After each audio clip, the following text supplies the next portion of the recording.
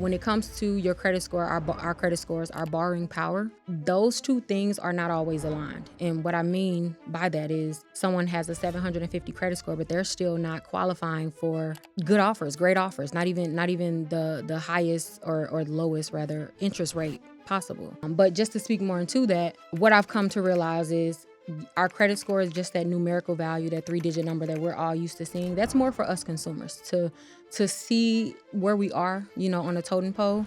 But when it comes to lenders and how they view our credit reports, they're looking at so much more than the number. Like, the number plays a very small role in our borrow worthiness, our borrowability, what terms they'll allow us to finance on. And so the number, honestly, it's very, very, very small piece of the puzzle because it doesn't tell them the full picture.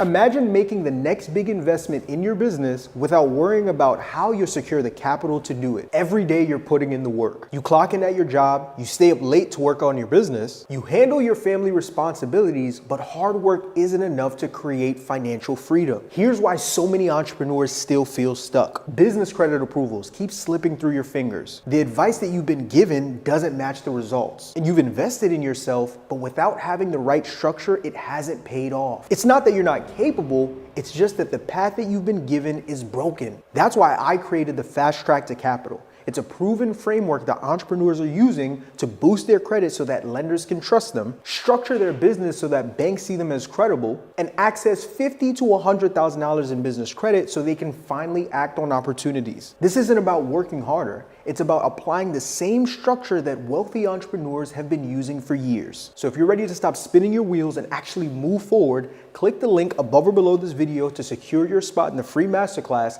and I'll see you on the other side of success. Ladies and gentlemen, this is the Marvin Francois Show, your number one source for all things business, finance, and investing. And today is a very special day because our guest today is a mother, entrepreneur, investor, public speaker, board certified educator, FICO certified expert, and personal credit specialist extraordinaire.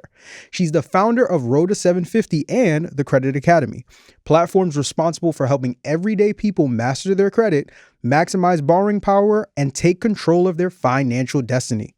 From an experience in college that jump-started her journey in financial literacy to becoming one of the most trusted voices in the credit education space, she's turned her pain into purpose and has led a national movement around credit, empowering well over 400,000 members and counting. And whether she's educating the masses on how to delete negative items like late payments, charge-offs, and inquiries from their credit report, or speaking on stages all across the country about the blueprint needed to go from credit score woes to 750 goals, her mission remains the same: to make the tools, information, and resources needed to understand how to leverage one of the most important tools to become financially free. And today, she's here to do more of the same. Ladies and gentlemen, from St. Louis, Missouri, by way of Dallas, Texas, I'm here with the one, the only, Miss Shonda Martin. What's going on? How are you? Hey, that was dope. I love that. Most definitely. Thank you. Thank you for coming on the show. How do you feel? I feel amazing. I feel great. Good. It's good to be in New York. That's not something I hear very often. I feel like New York has like a 50-50 feel. Some people love it. Some people like it. It's a lot. I couldn't do it for a long period of time. But okay. We had some great food. There you go. So, it's pretty good. I'm good. How are you? I'm better now that I'm speaking with you. That's good. 100%. This is, I'm looking forward to this. I said it very briefly off camera, but long time in the making. Yes. You were one of the first people I stumbled across when I personally came into the credit space, and to see the impact that you've had, not just only on what I do, but to the people who I am able to get connected with and beyond, has been remarkable. And I think this is going to be a very, very fruitful conversation. So I'm looking forward to it. 100%. 100%. So for those who are unfamiliar, let's get them familiar. Who exactly is Shonda Martin? Who am I? You did amazing. The intro was amazing, but underneath all of that, I would say I'm just a girl from St. Louis, Missouri, who had bad credit, who loves to study just new things in general. So hopped into the credit space, fixed my own credit, fixed my family's credit, and that sort of like launched my career. So that's who I am professionally. I guess outside of my profession, though, I'm just a mom. I feel like like I'm just a mom. That's pretty much it. I live a very like mundane life, so not too much is exciting in my day to day. Let's dive a little bit more into that. Obviously, people see the woman that's sitting on the couch today, but you can attest to the fact that there's been a lot that's gone into who you've become as of now. So if we go back a bit, what did life for you look like before the successful woman that we see today? I would say so. I was in college, and at that time I had my first child. I had a son at that time, so I was just trying to figure out how to still graduate while having a newborn. I was married at the time, and I just was, I guess trying to live two different lives at that point, like the college life as well as mom, wife life. And yeah, so that's pretty much who I was. But I've always loved reading, loved studying things. And I'm just very studious by nature. So like I was always just reading about something. And then, so before credit, actually, I remember hyper fixating on, at the time, I also had a government job. I worked military insurance. So I was just like hyper fixating on the insurance industry and sort of, realizing how much like I have a disdain for just like insurance in general. And that kind of echoed into credit as well. But that's who I was. I at the time I thought I was I planned on working my way up the ladder, like at that corporate job. And so I was just trying to study all of the managerial positions, wanted to know everything that my manager knew so that I could potentially, not take their spot, but like if a spot came open or became vacant, I would be able to slide in there.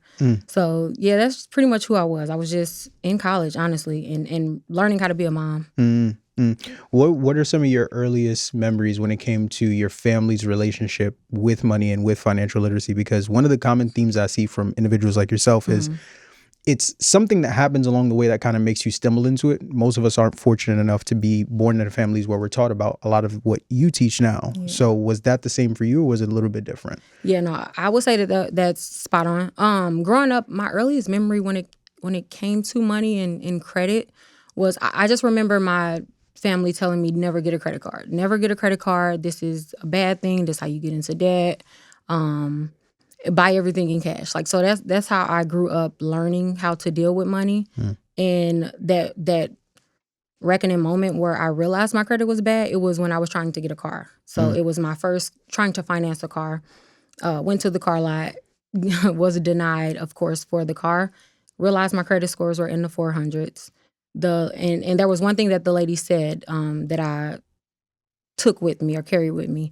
She said, because I asked her, I said, well, what is a good credit score? And she literally said, well, as long as you have a 750, then you'll be fine. You'll be able to get whatever you want.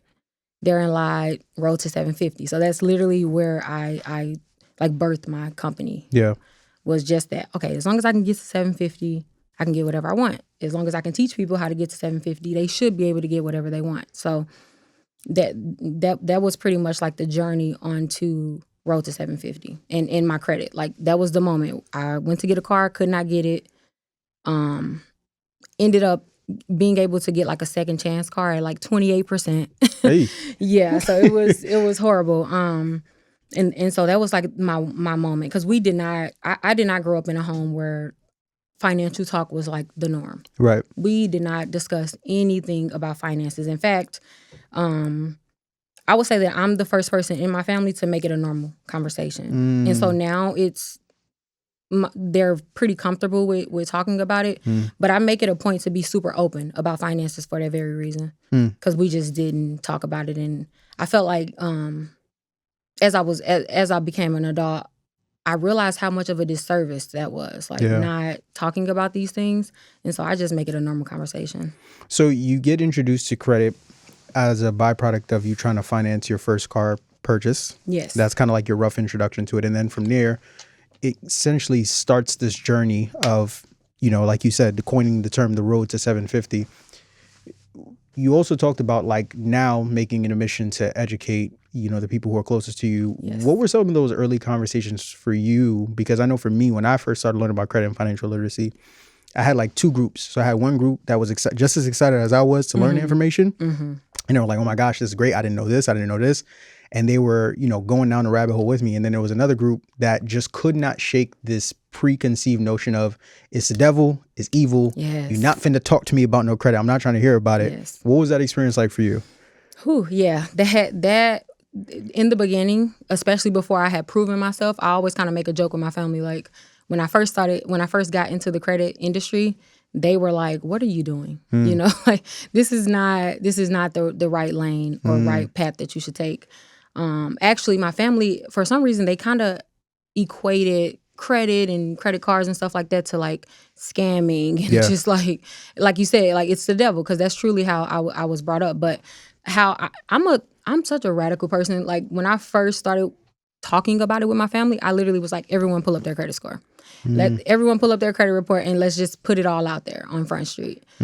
Um, and they were just like, of course, there was definitely some resistance. In fact, I don't even know if it ever happened at that point when I prompted them to pull out their credit report. However, I remember like months later, as my group started growing on Facebook, they started seeing testimonials of other people. Yeah. Then it was like, oh, I guess she knows what she's talking about. Let's try to double back. Can we double back on that offer? Can you look at my credit report now? And I was still at that point. I was still super excited to do it though, for them specifically. So I didn't take any offense to it. But yeah, I'm very much just like, let me just see it. Let's just put it out on Front Street. Deal with it. I don't expect you guys to have good credit. I know I have horrible credit. And so let's just do it together, because that was my hope, I guess, in the beginning. I just wanted to do it with someone. Fast forward to today, it's crazy to think that the woman who knew little to nothing about credit today, to many would be considered, I don't know if you would consider yourself this, but like almost like one of these staples in the industry when we talk about all things personal credit and credit repair. I mean, you've educated millions upon millions of individuals around building credit, repairing credit, everything they need to know from ground zero. So that's why for me, I was so excited to have this conversation to kind of unpack a lot of that expertise. If someone was watching this episode and was where you were before going into college, I mean, they're starting from ground zero. Yes. And they know nothing about credit besides the fact that they need it at some point in time if they want to get money, house, or a car. What is the first step that they need to take to start putting themselves in good standing when it comes to their credit? The very first step, which is maybe like more of a pre-step, but just downloading your official credit reports. Don't go off the credit monitoring sites. Don't go off Credit Karma, any of those sites.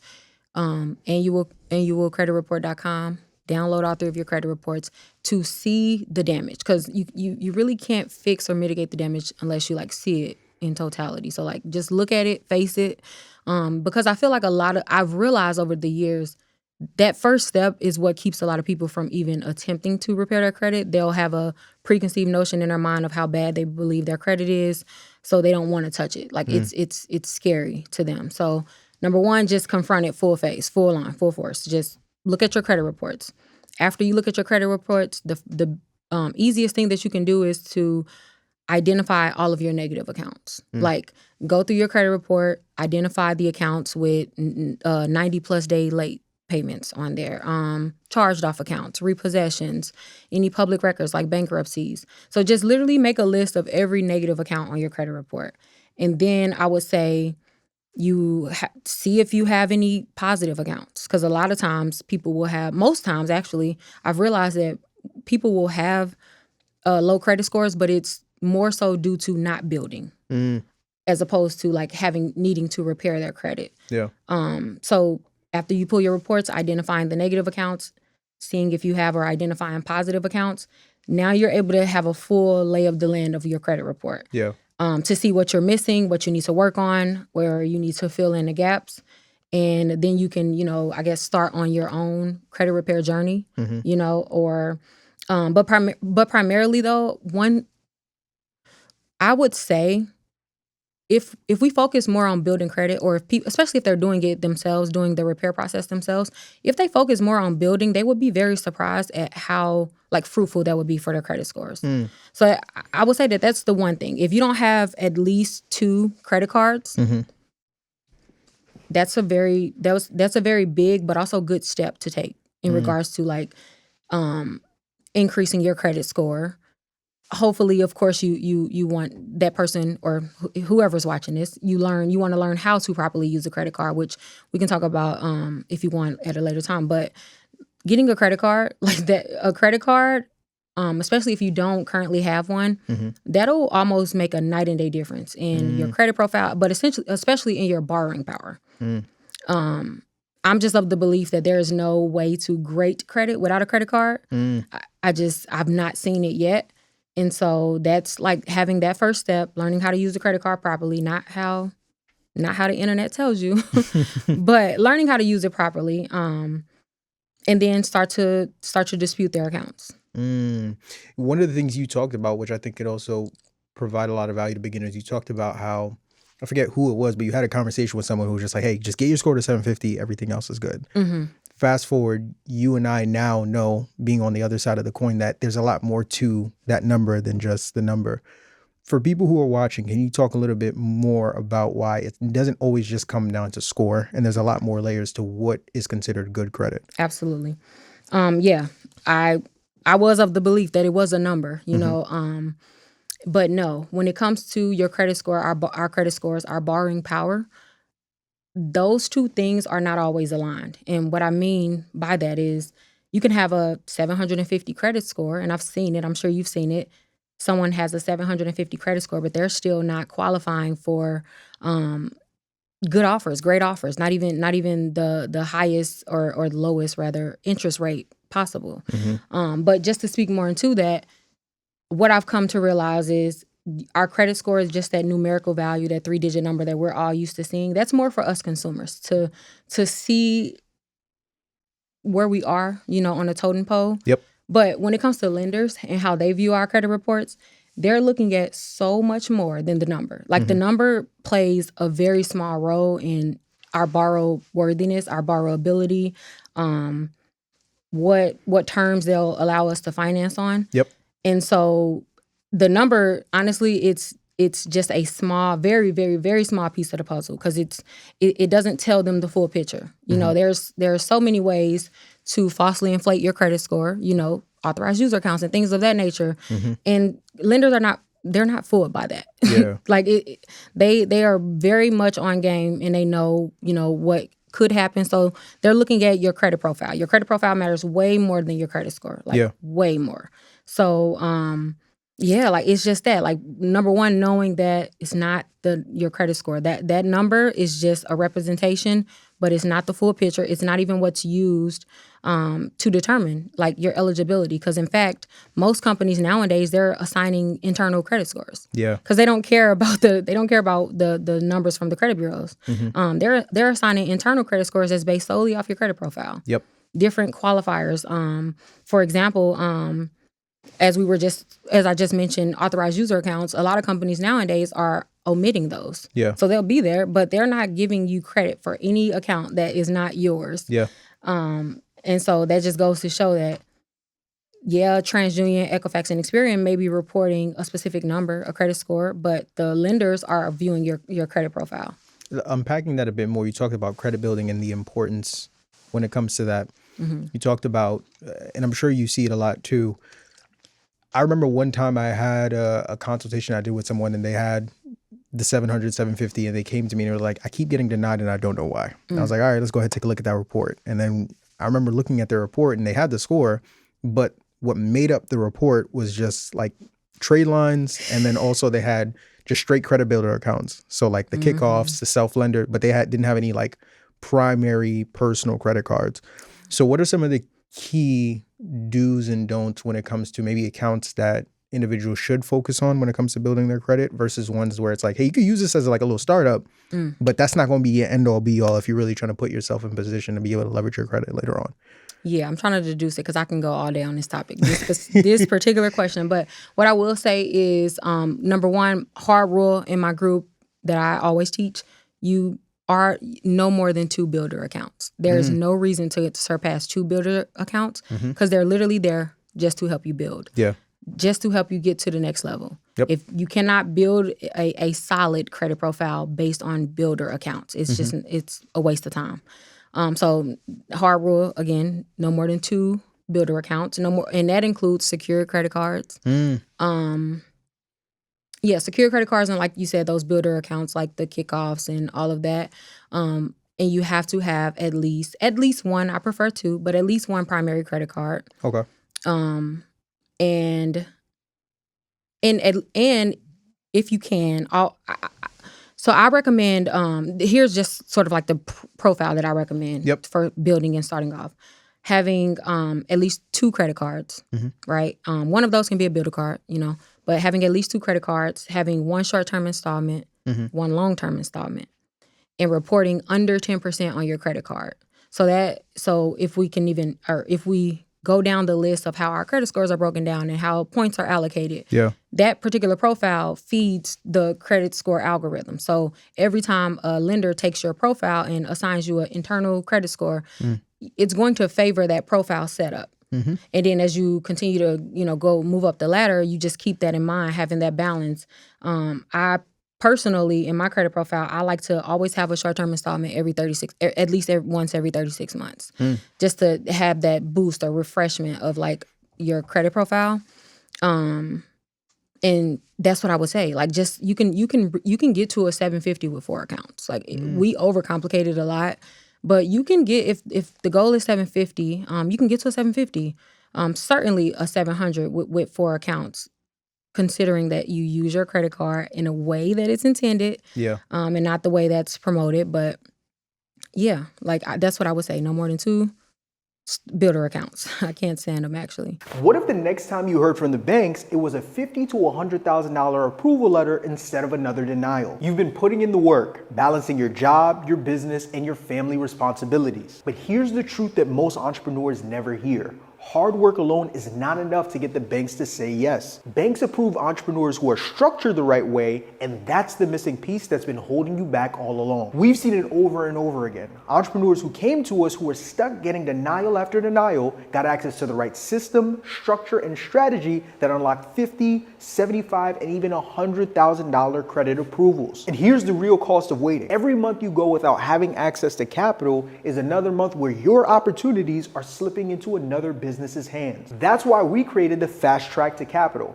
a free masterclass where we break down the exact steps needed to make yourself look fundable to banks so that you can access the capital needed to scale your business. We only do this training a limited amount of times per year, so if you're ready to secure your spot, click the link above or below this video so that you don't go another year without having the access to capital that your business needs. Yeah. And to that point, the more you get into the space, the more you learn it's quality over quantity. So to your point, yes. I'm sure you've seen some credit reports where it's like, all right, you got 80 accounts, but it's like if it's just a bunch of credit builders, like if it's just back-to-back self-lender accounts, what are we doing here? Versus person B that they only have 3 credit cards on their account, but it's one with a Chase, it's one with a Wells Fargo, and then one with whatever other miscellaneous bank.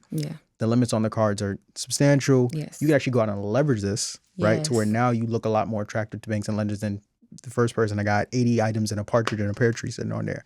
So it just don't work. Yeah, because I didn't see some stacked credit reports. Like 80, I would at first I would think that you're exaggerating, but I have literally seen 80 accounts on a credit report and cannot get anything of quality. Like the goal is not to fill up your credit report just with random accounts, which I think a lot of people they sort of go in thinking that, like, let me just get approved for this, get approved for that, have it report to my credit report, and then I'm good. And I'm like, no. Stay away from. Actually, there is a such thing as building too fast, which is something that a lot of people do, especially when they're repairing their credit. Their credit score is starting to increase. It's exciting to start getting approvals. I've been there. I understand it fully, but we have to like fight we have to resist on just adding miscellaneous accounts to our credit reports, thinking that the banks are like impressed by that, and they're not in any capacity. It's crazy, but I see that a lot. So like you said, quality over quantity for sure. And then another thing with that too is, like, if you're constantly adding new accounts, at some point it can actually be, to your point, counterproductive, because every time you add a new account, most people don't know, but like, as I'm sure you know, every time you add that new account to your credit report, you're actually lowering the overall credit age that you have. And that's a slept on metric in our credit profiles that I don't know if people focus on enough. I'm like, the more that my credit ages, the better offers in funding, and it carries over to business. You know what I'm saying? So it's just like allowing your credit score or your credit report to age is like it's a it's like that, just that secret sauce that not a lot of people pay attention to. Like to the point where I have just a rule, internal rule myself. Every other year, I go a full 12 months, a full calendar year without applying for anything. So I do that. Well, so my limit, I would say, is like if I'm applying for things or if I know I want a card that's coming out or whatever, I will try my very best to at least have 12 months of nothing, just gardening, just allowing my credit profile to age. Yep. And then every single time I've done that, when I come back, I'm getting increases, almost double my limits that I currently have. Any card or whatever that I'm seeking after, get it with no problem. Like it's the best. But yeah, that's just a slept on metric. So I'm glad that you mentioned that, like just the credit age. For people who follow the information we provide on this pod, they get their credit where it needs to be. They go out and apply for credit on the personal side. They get approved, but let's say they only get a $1,000 limit or a $2,000 limit, and they wanted a little bit more than that to look more attractive, to make their credit report look more attractive. What are some of the common reasons why individuals can find themselves getting lower limits on cards than they would like, and how do we fix it? How do we get that $2,000 credit card limit up to a $10,000, $15,000, $20,000 and beyond? I would say, so number one, it all boils down to like your borrow worthiness or your borrowability, which is your credit profile in some form or fashion only qualified you for that $1,000, right? Just because, number one, banks consider any limit under $2,500 a starter limit. So it's very easy to get that 1,000 and sort of kind of get stuck in that starter sphere. And a lot of times I see that a lot of people are stuck in that basically for what we just discussed, building credit too fast. In the beginning, when you're first establishing credit, after you get your set profile, at least those 4 accounts that we discussed earlier, if they will allow their credit profile to age at least 9 months before applying for like a traditional card or whatever card that they're seeking, they'll find that they'll get higher limits because if their entire credit profile is new, all of their limits are low, there's no experience to be communicated to the lender. Like, so they look like a non-experienced borrower, which is what most people, they'll stay in that slot. Which kind of also goes back to what I said. If you cannot increase your current limit on your credit cards, then the goal is not to just get a new credit card.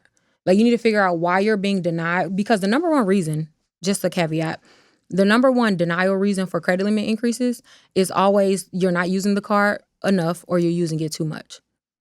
So someone is either consistently reporting way high of a utilization, which is, even if they're reporting just that in the industry standard, which is 30%, that's too high. Especially on a starter card. Like, if you cannot show the bank that you can manage $1,000 credit line, they're never going to trust you with $5,000, $10,000, $20,000, and so on. So I would always recommend, if you have a starter card, which is, again, any limit under $2,500, you are not at the point where you can carry over balances yet. Yeah. So if people would just look at their credit cards as not a continuation of their wallet, more so a replacement of like their debit card, like don't spend on your debit card and then spend on your credit card. Choose one and then pay it off monthly. If they would just don't spend anything on their credit card that they cannot pay back within a month, making sure that they pay it back, making sure that they're aware of their statement date so that they can report a low utilization. If they do that for 9 months, they should not have any issues with getting a higher limit. Powerful. Getting a higher limit. How do you coach? Because I know, once again, you've coached hundreds of thousands upon millions of individuals around the space. And I'm sure you get a lot of parents that come to you that fix their situation as like, all right, cool. I'm educated now. Now I know. I have my son, I have my daughter, I have my nieces, I have my nephews. I'm going to make sure they don't go through what I went through. Yes. How do you coach parents on how to get their kids credit ready so that by the time they're 16, 17, 18, 19, they're in a way better position than mom and dad was and have a better understanding of credit than their parents did when they were their age? Oh, that's a great question. I would say first thing is normalizing the conversation, not robbing them of those moments in your journey, your own journey as you're fixing your credit, not robbing them of the lessons that you're learning in those moments. Because one thing that I did with my children is, again, I just made it a normal conversation. this is my credit score. They knew when my, especially my oldest, like he knew when my credit score was 500, and he saw it progress to above 800 now, and he's in the 8th grade. So they're just starting to sort of talk about some things in school, and he comes back to me all the time, telling me like, oh, I remember when you told me that, and I remember when you told me this about credit. So he's having a general understanding of it.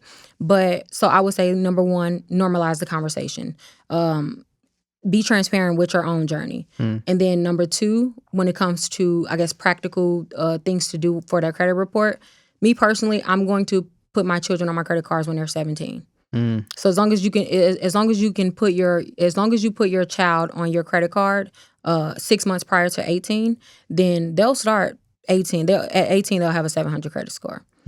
Now, what I will do though, on their 18th birthday, and I haven't decided if I'm like being facetious at this point, but I think I'm pretty stuck on my plan, which is on their 18th birthday, they will apply for their own credit card. Okay. So they cannot build credit based on my credit. Right. It'll only get them so far. And so one of the things that I've realized in teaching parents and them passing the lessons on to their children is they'll put them on their credit cards as an authorized user. The child will have a 700 plus credit score, and they will not apply for their own card. They'll think that that's enough. Mom's or dad's credit card is enough. I don't have to get my own credit card. I can just get a car or whatever. That is a mistake. I always suggest that a child, a young adult, gets a credit card before a loan. Simply because of their credit age. All loans has a term ending date. Yep. So when it ends, you will lose a little bit of credit age. And you want your credit age primarily based on your first credit card, which, I mean, you can have a credit card open for life. So that can be a continued, it's like the gift that keeps on giving, I say, like with credit cards. Every 3 months, especially that first 18 months that the credit card is open, every 3 months that it ages, you'll get a small boost for credit age.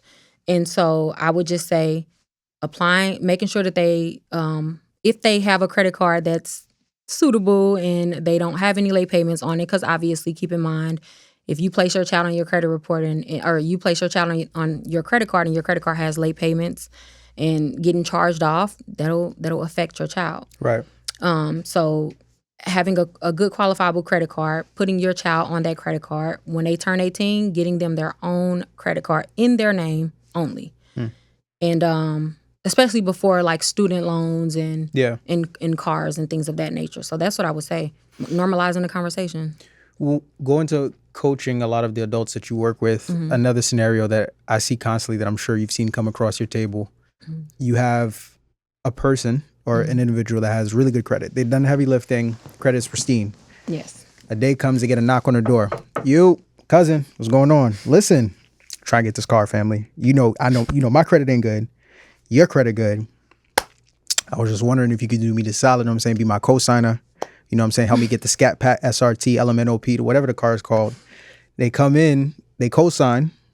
5, 6, 7 months later, hey, now their credit essentially gets tanked because they went ahead and went half and half on financing something for someone that did not have the habits to maintain this thing that they were going to get. I hear you sighing from over there. That's just let me know you've seen this more times than you. Let me tell you. I mean, I've been burned by it as well, personally. Talk to me a little bit about your experience with that and how you coach individuals around that situation, because that's very common in our community. Yeah. So I'll speak to my experience first. My own experience with it was just co-signing for a family member, I'll say. And that exact thing happened. They could not get qualified. It was a car. They did not qualify on their own. At that time, I think I had like maybe a 680, early 700 credit score. Didn't really know much then, so I agreed to co-sign. They got the car, I think maybe a year later. So they were doing good for a year. A year later, the car ended up getting repossessed. So a repossession landed on my credit report. And then, of course, with any loan, there's no getting out of that. Once you sign your name on a dotted line, you're fully responsible for that car. So if that person does not pay it, it also affects your credit report as well. So, but going over to just my advice on that, absolutely not. No ifs, ands, or buts about it. No, listen, the Bible says never put up security for another man's debt unless your bet will be taken. So if I'm not going to put up security for another person's debt at all, because if the bank don't trust them, they don't trust that they'll pay it based on their history. How can I? Yeah. Why would I jeopardize my hard work, my credit score for someone else's debt? I can't do it. I'm sorry.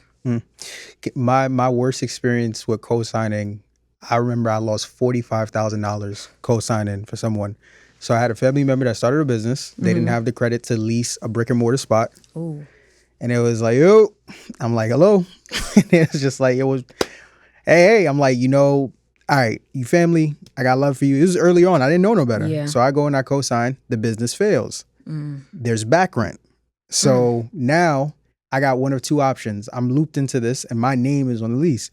Either I don't pay and now this becomes a public judgment on my personal credit report, or I put myself $45K in the hole to make sure I preserve the number one thing that I need to do a lot of what I'm doing now. Yeah. So you paid it. I paid it. And mind you, it wasn't even my debt, right? But once again, because my name is on the lease, the person who put together the lease, they don't care about that. Care, yeah. You're a personal guarantor. Yeah. Either you gonna pay this 45 or I'm putting it on your credit report. Yeah. Right. I ended up having to pay off the car as well. The person didn't even tell me that they were heading towards repossession. Yep. Which is, that's a whole nother story. But I understand that too, because I ended up paying it too. Yeah.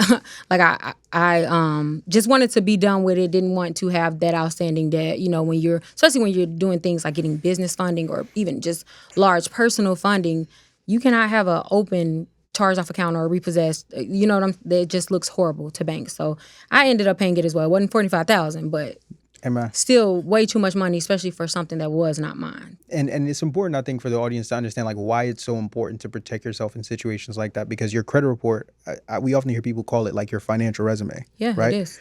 To where it's just like you have to put yourself in the eyes of the people that you may look at your credit report later on, and it's just like, yo, if you got a $10,000 charge off, a $20,000 collection, a $45,000 judgment, why am I going to finance this mortgage? Why am I going to finance this car? I seen what you did with.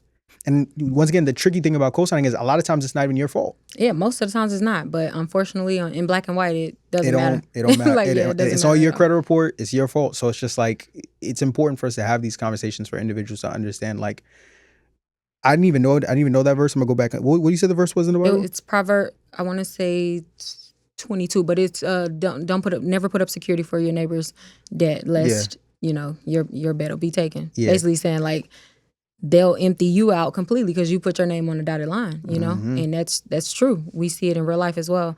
And also, even that brings one more thing to mind. So I work with a lot of usually like single mothers, but just mothers in general, and helping them get homes and stuff.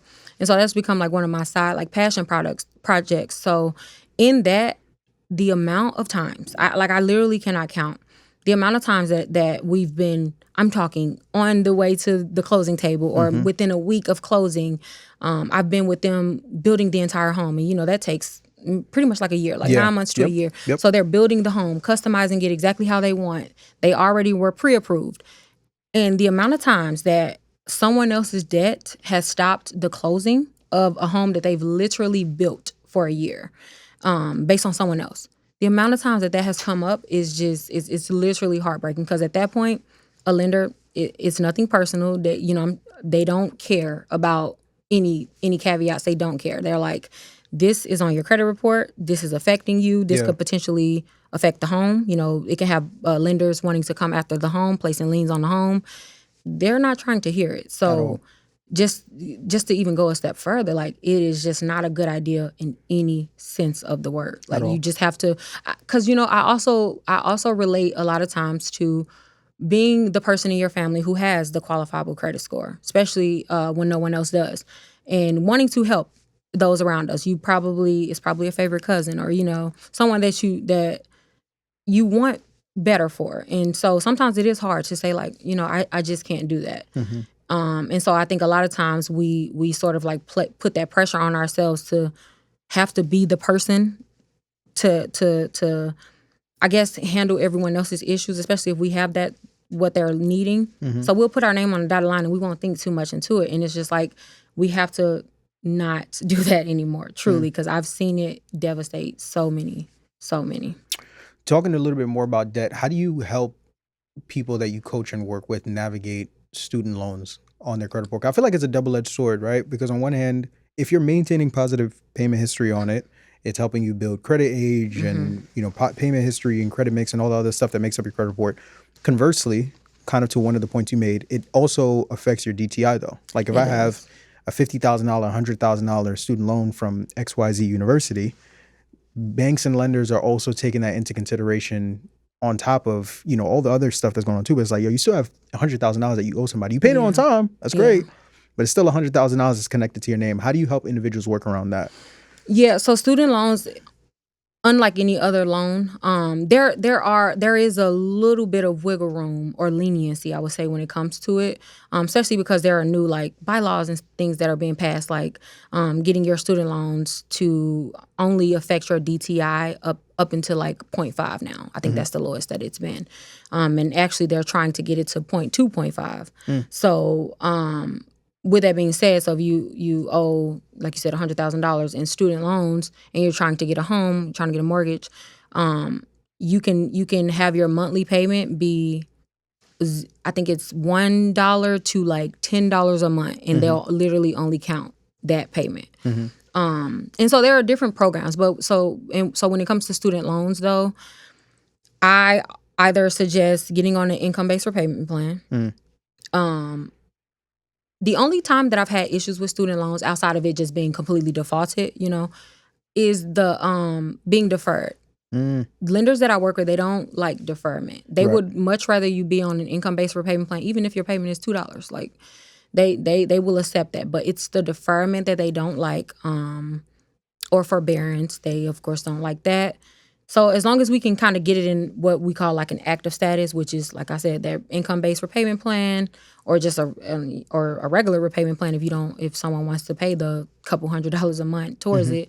But as long as it's in an active status, I haven't found it to be too much of an issue in terms of DTI. Lenders sort of will, like I said, just give you a little more leniency on student loans. It just can't be defaulted. If I'm watching this and it's not that I have credit, but I messed it up. We've talked about it periodically throughout the episode, but what are some simple yet effective ways that we can go about starting to work on getting our credit report clean? Clean? In terms of like challenging the negative items? If I have negative items, was late payments, collections, inquiries, and beyond. Just some certain different strategies that I can explore.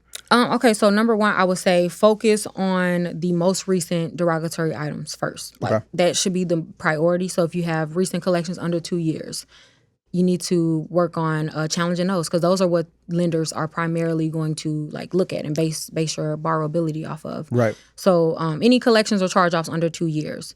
Specifically with charge-offs, I always say make sure they're closed. So if a charge-off is open, meaning it has a balance, because the charge-off is not technically supposed to be open, but if a charge-off still has a balance, a lender is always going to want you to deal with that, because that's considered just like an open debt that a lender is fully like they can come after you for that, right?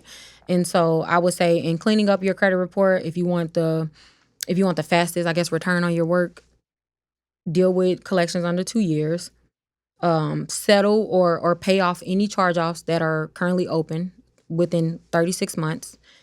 Any late payments, I sort of have a 11-to-1 rule when it comes to late payments, and what that means is just any account that you have a late payment on, if there are at least 11 on-time payments on that same account, then it'll cancel it out. So don't seek, because a lot of times people will seek to like remove those accounts, and it's removing so much history, so many payments that's in your payment bank, credit age, and all of that. A lot of times the issue is not, or the goal is not deletion, right? So it's just fixing the things that are being reported, making sure that your student loans are reporting as educational loans. I cannot tell you how often I have witnessed people not qualify for a card or anything, a credit card or anything, simply because their student loans are just reporting as regular installment loans. So student loans needs to be in their own special category, because lenders, like I said, they just have special rules for student loans. And if it's reporting as a regular installment loan, it's literally it will appear to a lender as if it's just a loan that you've taken out and you are not tending to it. Because deferment looks bad on any other loan except student loans. Mm. Deferment always looks bad because it just shows the lenders that for whatever reason you do not have enough to pay, your agreed upon amount that month, and so you defer the payment. So to go back to your question, I would say just dealing with the last 2 years first, and then focusing on the rest after you're done with that. If people just deal with the last 2 years, they will save a lot of time and also heartache because a lot of people always think that their credit is worse than it is. I've come to realize. Just deal with the last 2 years and build. Build. That's what's going to actually make the biggest difference. You do a lot of, you've done hundreds of credit consultations, some of them live on your YouTube channel and beyond. To date, what would you say, for me personally, the craziest credit report that I've seen? I'll never forget this. This is when I was first getting into space. I remember seeing somebody that had 85 inquiries on their credit report. Wow. Within like a year's time frame, and the number didn't bother me. It was more so the standpoint of just like, by the time you got to number 10, why did you think that like I got to crack at this 75 more times and maybe something's going to change? For you, what would you say is the craziest credit report that you've seen today? Whether it's inquiry count, negative items, whether it was just whatever was going on, the amount of debt that was owed, craziest credit report you've seen to date. Ooh, I have seen a lot. I'm trying to think of one that stood out. I think one that always shocks me is when it's like multiple, like 3 or more bankruptcies on the same credit report. So that would quite literally mean that person filed bankruptcy within 7 years numerous times. Which is crazy. Yeah. Yes. Like, so that is probably the craziest one or the hardest, I would say, to deal with and even to consult through, because it's sort of like, okay, at this point, this is not really a credit issue. It's a spending and finance. Like you just have to like come to grips that you need to understand financial literacy before you take out anything else, because you can't keep going on like this. But outside of that, I would say, see, for me, inquiries are never like, I don't know. I don't really care about inquiries that much. Only because most lenders don't really care about it, especially if you have a good profile. But I would say, charge-offs. I remember seeing this one credit report they had, and I think I'm guessing on the number, but it was around. I know for sure it was over 10, but I believe it was like 18 charge-offs. Just 18 charge-offs, and they still had open credit cards, but they had like all like subprime credit cards, and someone had told them to just get the credit cards that would approve them. Yeah. And so they had like 10 credit cards, all like 200 to 500, and they, in their mind, they literally thought that they did not have to deal with the charge-offs. And I'm like, no. Yeah. We have to deal with this. So they just had a lot of charge-offs. You've seen people post their 50K approvals online, but have you ever wondered why it hasn't happened for you yet? You're clocking in at your 9 to 5, you're building your business after hours, you're even stacking your 401k and setting money aside for investments. So on paper, you're doing all the right things, but here's the problem. Growth feels slower than it should, opportunities keep passing you by because the capital isn't there, and you start wondering if building a real legacy for your family is even possible. It's not about effort or commitment, because you've already proven that you have both. The missing piece is having the proper structure. That's why inside of our free masterclass, the Fast Track to Capital, I'm going to show you a step-by-step process on how entrepreneurs just like you are securing $50,000 to $100,000 in capital safely without wasting years on trial and error. So if you want to secure your seat, click the link above or below this video to save your spot, and don't keep grinding without the structure that gets real results. You talked about people thinking that they don't have to deal with certain debts. That's a perfect segue. Collections. Yes. Because I get DMs all the time of people like, hey, I heard so-and-so on social media say that I owe this collection agency $5,000, $10,000, but I don't have to actually pay them. Just wanted to run it by you, and I'm looking, and I'm just like, all right, well, let's see how that work out for you. Yeah. What has your experience been in helping individuals navigate how to deal with accounts that go to collections, and essentially these collections agencies that come after them for this money that they owe? I would say this reminds me, just a slight not tangent, but the advice that's given on social media is always counterproductive and like quality credit. And so I'm constantly like putting out those small fires, like you said, like someone told me this will work, or I can do this, or I don't have to pay my collections. And that's not good advice. So what I would say in terms of collections, I would say that number one, you're responsible for the debt, even if you get it removed. A lot of people think that once they remove it off their credit report, then they're no longer responsible for it. But that collection agency can still come after you. Yeah. Now, that is the best time, I always say, to settle. Like, to offer a settlement, they'll typically take a lower amount. And so try to settle it once it's deleted. But in terms of collection accounts, like, they absolutely, like, the consumer, they're absolutely responsible for it. And there are many ways or things that you can do about them, but you have to deal with them. Like, you can't just think that they're going to just vanish, I guess, So yeah, like, absolutely settle your credit, settle your collections if you can. When you look at the impact that you've had in the space up until this point, but you also kind of futurescape into where you're headed, what do the next 5 to 10 years look like for the Credit Academy and Road to 750? I can only pray that it is still what I would say is this: where I hoped Credit Academy and even Road to 750 goes is continuing to value education more than just the numbers, or even more than just giving like disputing advice. Yeah. Like, education was me educating in terms of credit, even while I was actively repairing my own credit, has always been what I've realized is the thing that actually like flip the switch with people. Like, I can tell them, hey, do this, do that, and they don't know why. They don't really understand credit. Their financial literacy is not improving at all. But if I focus more on teaching, the fruit of that has always been transform financial lives. And so I can only hope that I'm still focused on that. Just focusing on educating, continuing to show up even when I don't feel like it, even when I have to answer the same question 100 times. Yeah. I would much prefer them to ask and get a real understanding than to assume or to take just, random advice and apply it to their credit profile, because that just does not lead to lasting change. I think my focus now more than it's ever been is just passing on those new habits to their children. I think it's just the mom in me. I feel like maybe, or even just experiencing it in my own family, how literal financial literacy actually does change lives. It changes our financial lives. People have the same jobs, making the same amount of money. They are living a different financial life based on being educated properly.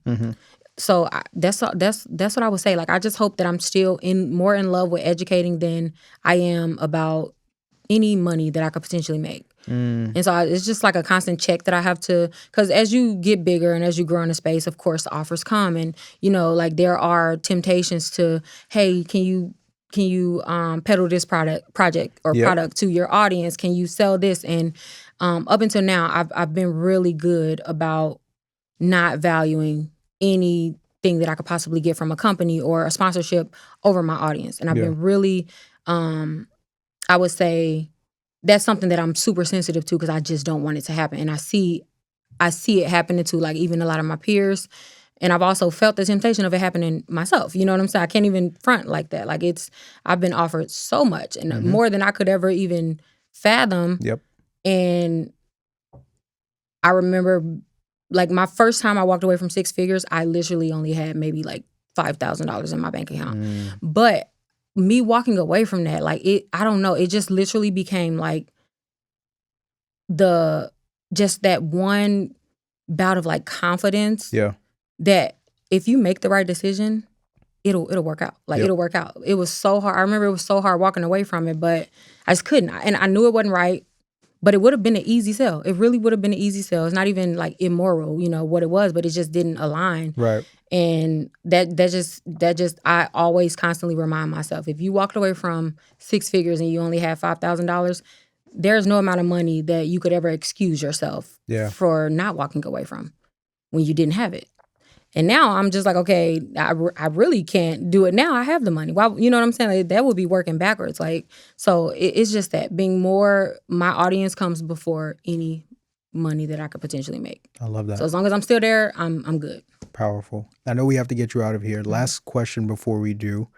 If sitting in your seat right now, where you are, across from you was Shonda 10 years into the future. She plopped in. She was only here for 30 seconds. You were able to ask her one question. What would you ask her? And she could only answer in one sentence. What would she say back? Ooh, 10 years from now, that is a thought-provoking question. Let me see. I would say, I asked her, she asked me. You would ask her a question, and she can answer you, but she can only answer back in one sentence. So she can't give you a long-winded, just one sentence.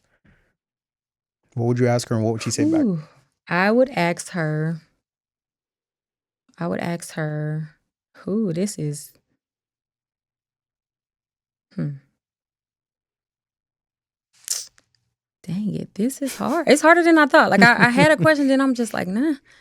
I would say, I would ask, 10 years from now, I would ask myself,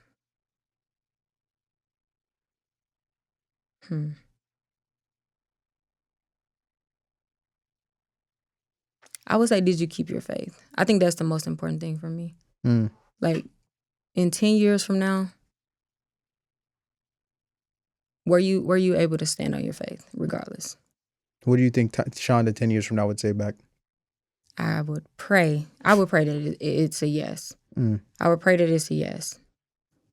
And I think it will be. I know it will be. I'll say that. Yeah. I stood by my morals. I stood by my faith. And I'm here today and there wherever I am in 10 years because of that. Not in spite, because of that. So that's what I would say. Powerful. Shonda, thank you for coming on the show. Thank you. Your camera right there. Let the people know where they can find you and what you have going on. All right. So you guys can follow me at Shonda Martin on pretty much any platform, TikTok, Facebook, YouTube, anywhere. Just Shonda Martin, and I'm there. I give free financial advice every day. So come join me. There you go. And listen, for everyone who is tuned into this episode, if you haven't already, what are you doing? Take a second, take a minute, take an hour out of your day right now to go ahead, hit that like button, show the episode some love, tell a friend to come back and rewatch it again. And as always, ladies and gentlemen, I'm Marvin Francois. That is the always incredible Miss Shonda Martin. You guys have been good. We've been great. This has been amazing. Thank you all. God bless. And until next time, peace. Bye-bye.